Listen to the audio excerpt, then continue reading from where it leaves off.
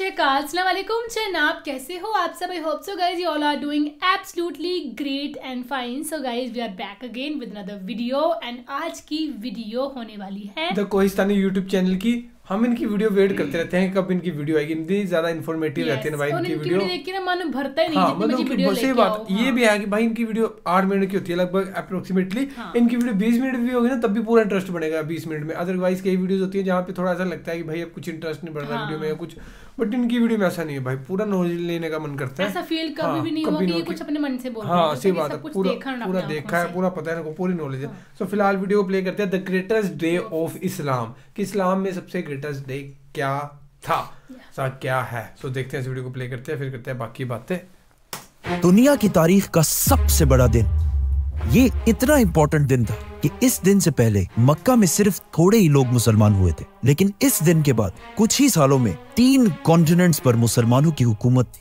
और मुसलमान दुनिया की सबसे बड़ी सुपर पावर बन गए थे। सुपर पावर बनने के बाद इतनी बड़ी एम्पायर के मुसलमानों को ऑर्गेनाइज करने के लिए हजरत उमर रज़ियल्लाहु ताला अन्हु, उस वक्त दुनिया के सबसे ताकतवर बादशाह, उन्होंने एक इस्लामिक कैलेंडर बनाया।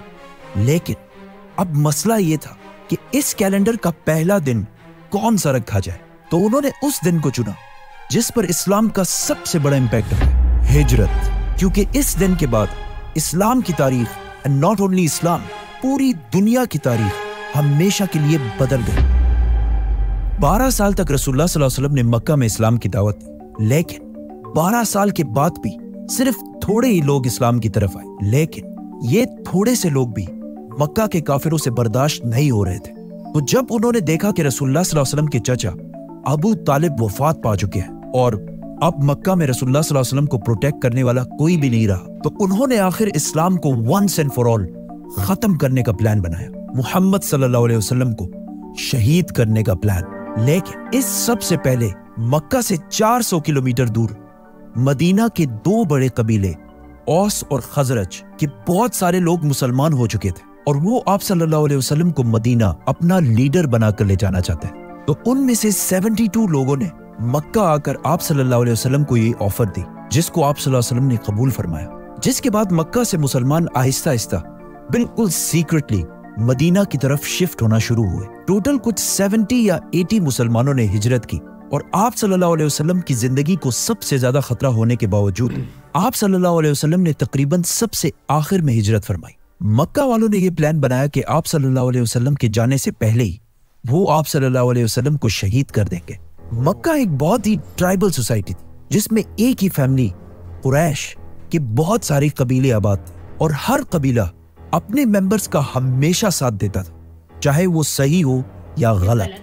मक्का वाले इस बात से डरते थे कि अगर हम में से किसी एक कबीले ने भी रसूलुल्लाह सल्लल्लाहु अलैहि वसल्लम को शहीद करने की कोशिश की तो आप सल्लल्लाहु अलैहि वसल्लम का कबीला बनु हाशिम, जो मक्का के सबसे बड़े और स्ट्रॉन्ग कबीलों में से था, वो फिर उस कबीले को जिंदा नहीं छोड़ेगा।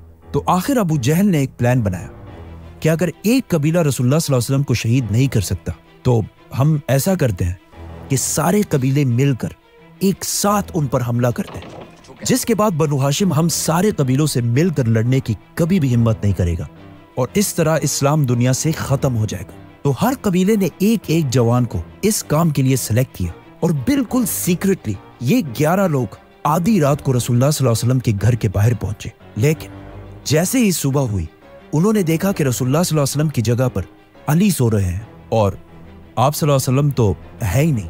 असल में आप सल्लल्लाहु अलैहि वसल्लम ने अबू बकर रज़ियल्लाहु ताला अन्हु के साथ मिलकर पहले से प्लानिंग की हुई थी और उसी रात आप सल्लल्लाहु अलैहि वसल्लम अबू बकर रज़ियल्लाहु ताला अन्हु के साथ मक्का छोड़कर जा चुके थे।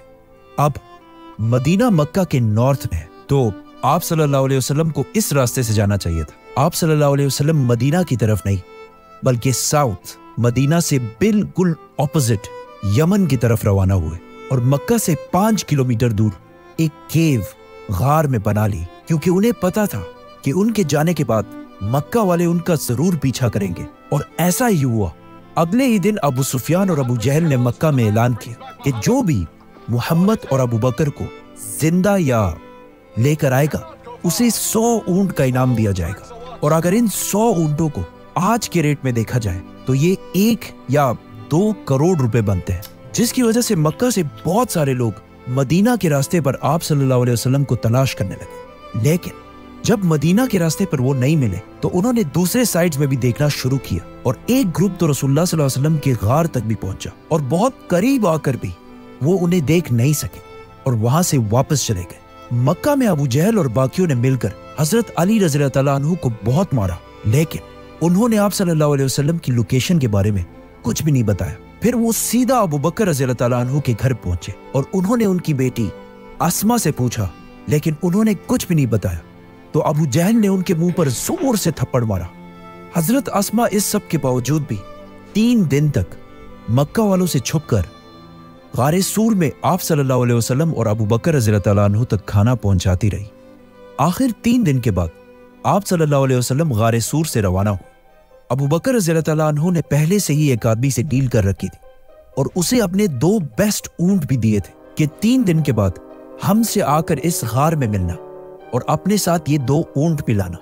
अब इस आदमी को चूज करना बहुत ही मुश्किल काम था, क्योंकि अगर ये भी 2 करोड़ इनाम की लालच में आकर आप सल्लल्लाहु अलैहि वसल्लम को धोखा दे देता तो इस इतने इंपॉर्टेंट काम के लिए उन्होंने अब्दुल्ला बिन उरैकत को चूज किया, जो खुद उस वक्त मुसलमान भी नहीं थे, लेकिन उनके पास एक खास स्किल था।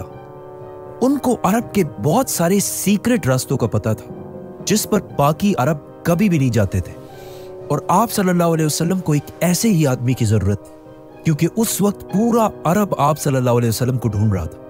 तो आप सल्लल्लाहु अलैहि वसल्लम ने इतने इंपॉर्टेंट मिशन के लिए मुसलमान होने पर नहीं बल्कि मेरिट की बेस पर अब्दुल्ला बिन उरैकत को चूज किया। जैसे ही अब्दुल्ला बिन उरैकत वो ऊंट लेकर पहुंचे तो आप सल्लल्लाहु अलैहि वसल्लम ने अबू बकर रज़ियल्लाहु तआला अन्हु से कहा कि मैं सिर्फ एक शर्त में इस ऊंट पर बैठूंगा कि मैं इसकी पूरी पेमेंट तुम्हें अदा कर दूं।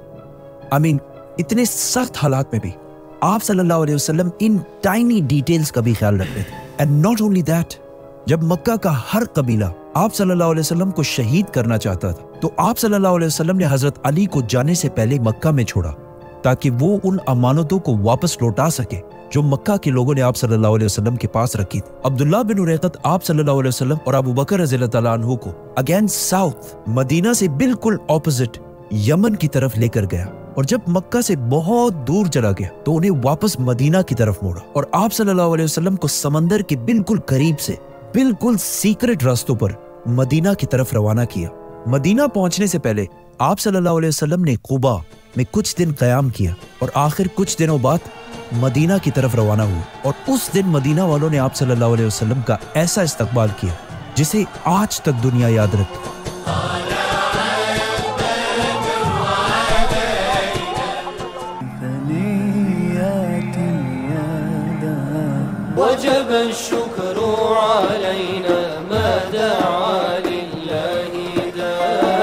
आप सल्लल्लाहु अलैहि वसल्लम मक्का से बिल्कुल सीक्रेटली निकले थे, लेकिन जैसे ही वो मदीना के करीब पहुंचे मदीना वालों ने उनका इस्तकबाल बिल्कुल एक बादशाह और लीडर की तरह किया। मदीना में हर एक की ख्वाहिश थी कि आप सल्लल्लाहु अलैहि वसल्लम उनके घर में रहे, लेकिन आप सल्लल्लाहु अलैहि वसल्लम ने यह फैसला अपने ऊंट को करने दिया कि जहां भी आप सल्लल्लाहु अलैहि वसल्लम का ऊंट बैठेगा वही आप सल्लल्लाहु अलैहि वसल्लम रहेंगे। इस तरह मदीना में किसी का भी दिल नहीं दुखेगा। उसी के पास मस्जिद नबवी भी बनाई गई।